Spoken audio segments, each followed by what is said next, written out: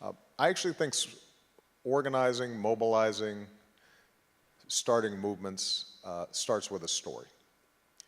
And you can't create a story that moves large numbers of people unless you are able to listen and hear to the story of the person next to you.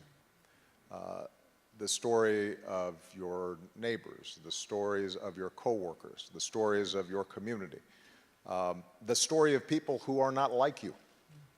And so one of the things that I think is important is for us to learn how to listen to each other and learn how it is that we came to be who we are, think the way we do, because that understanding of other people's stories is how you end up ultimately forging bonds and creating the glue that creates movements.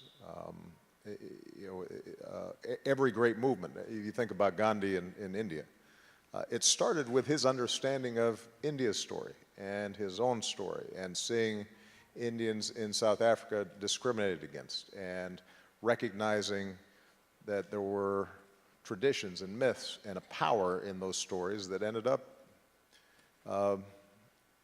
driving out the most powerful empire on earth. It wasn't guns.